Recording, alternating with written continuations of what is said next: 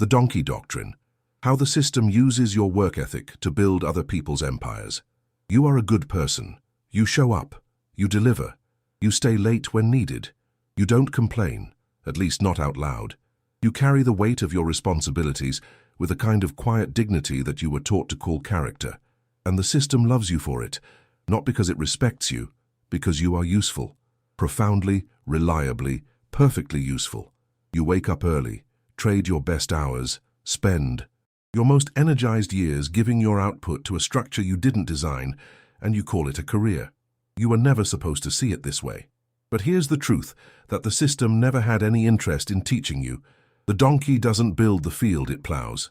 It just plows it. And the entire architecture of modern work, the way jobs are designed, the way schools prepare you, the way culture celebrates certain behaviors and shames others, was built to produce excellent donkeys. Not, wealthy people, not free people, not people who own, people who perform. This video is not about hating your work. It's not about becoming lazy. It's about understanding, with absolute clarity, the difference between work that builds your life and work that builds someone else's empire. Because right now, in this moment, you may be inside a machine designed to use your best years, your best energy, and your most creative hours, and return to you just enough to keep you coming back tomorrow.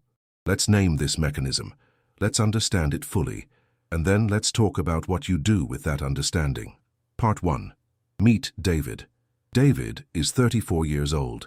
He's been working since he was 22. 12 years. He graduated with a degree that cost him 4 years and a significant debt. He got a job, a good one, relatively speaking. He's been promoted twice. He has a salary that sounds respectable when someone at a dinner party asks. David is reliable. His manager trusts him. When the project is critical, they call David. When the deadline is impossible, David finds a way. He is the kind of employee that companies write testimonials about in their annual reports. He owns almost nothing. His apartment is rented. His car has 3 more years of payments. His savings account grows at a pace that will never produce freedom, only slightly delayed emergency. His retirement fund exists on paper and in calculations that assume a future that feels increasingly abstract. David is not poor, but he is not building anything. He is maintaining. He maintains his position, maintains his lifestyle, maintains his reputation as a good worker. He runs the treadmill with discipline and calls it progress. Here is the question no one asks David at the dinner party. Where is the equity? 12 years of output. 12 years of your best cognitive hours. 12 years of meetings, deliverables, problems solved, crises managed. What do you own today that you didn't own 12 years ago? Not a title, not a performance review, not a recommendation letter. What is your stake in the value you created? The answer, for most Davids, is the same. 0. Part 2. The Doctrine. There is an idea installed in most of us so early and so thoroughly that questioning it feels morally dangerous. It feels like laziness, like entitlement, like something only ungrateful people think. The idea is this: hard work is virtue, and virtue is rewarded. This is the donkey doctrine. Not because it's wrong to work hard. Work is real, discipline is real, showing up is real. But the doctrine doesn't just say these things are good, it says they are sufficient. That if you work hard enough, long enough, with enough loyalty and dedication, the system will eventually reward you. And the proof that this is false is everywhere you look. You know people who work 14-hour days and live in financial fragility. You know people who haven't slept properly in years because of the pressure of a job that doesn't pay them what their output is worth. You know people who sacrifice their health, their relationships, their creative curiosity, all at the altar of the doctrine, and arrived at 50 with a title, a retirement that barely covers their expenses, and a quiet, wordless grief they don't know how to name. The doctrine is not just false, it's a design. It was never built to make you wealthy. It was built to make you productive, inside someone else's structure, at someone else's pace, toward someone else's equity. Think about what school actually taught you. It taught you to sit still and wait to be called on. It taught you to do the assignment exactly as requested, not to improvise or question the premise.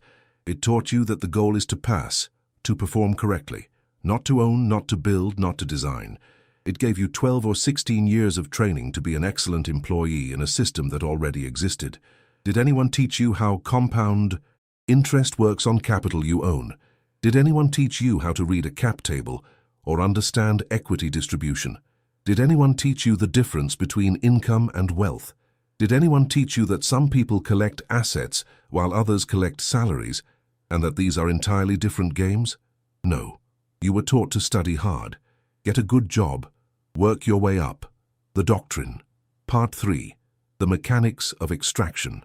Let me show you how this works in very precise terms. When you work for someone, when you exchange time for salary, you are participating in a value exchange that is, structurally, tilted against you. You produce value. That value is captured by the entity you work for. You receive a portion of that value back as compensation. The remainder, the surplus, the margin, the profit, is retained by the structure you work inside. This is not a moral statement. It's a mechanical one. This is how the transaction works. The question is not whether this exchange is evil. The question is whether you understand it. Because the people who design these structures understand it completely. They know they are buying your time for less than the value you produce. That's the entire premise. That's how companies grow. That's how investors earn returns. That's how empires are built, by capturing the surplus labor of people who were taught to feel grateful for stable employment. And here's the most sophisticated part of the mechanism. They made you proud of it. They gave you titles that feel like achievements, but carry no ownership. They gave you company culture that creates tribal loyalty to a structure that would let you go the moment the numbers changed. They created career ladders that feel like progress, but are designed to extract more output from you as you climb. More responsibility, more pressure, more of your finite time.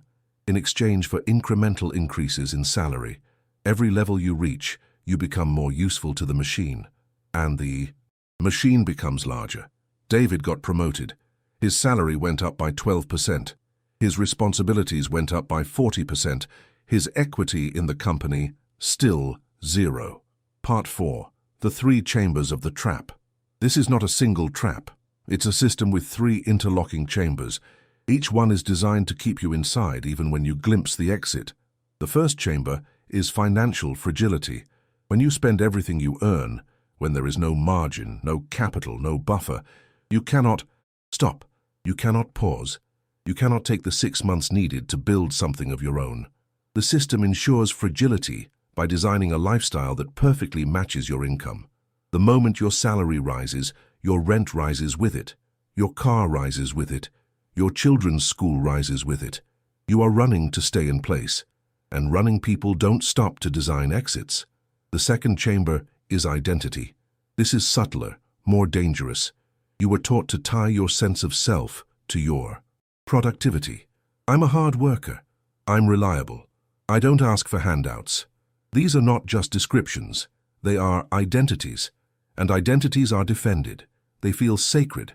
So when someone suggests building assets instead of just earning income, it triggers something uncomfortable. It feels like cheating, like you would be getting something you didn't earn through proper suffering. The work ethic was installed so deeply that leisure feels like failure. Rest feels like falling behind. The moment you stop producing for someone else, the internal voice says, "You're being lazy." That voice is not yours, it was installed, and it serves the machine, not you. The third chamber is false visibility. The system shows you the most visible examples of the doctrine working. The CEO who started from the mailroom, the self-made entrepreneur who worked 20 hours a day for 10 years, and it points to them as proof. It says, see, hard work does pay off. What it doesn't show you is the structural difference between those who built equity while working hard and those who just worked hard. The CEO who started in the mailroom either built ownership stakes, developed rare leverage, or was a statistical outlier in a system designed to filter most people out. Their story confirms the exception, not the rule. You were shown the exception and taught to plan around it. Part 5. The exit is a decision. None of this means your work ethic is wrong, your discipline is real, your reliability is real, your capacity to show up under pressure is a genuine asset. The question is not whether to work hard. The question is what you point that energy at. The doctrine's fundamental error is not that it values effort, it's that it aims effort at someone else's equity. The shift is architectural, not moral. People who build wealth don't stop working.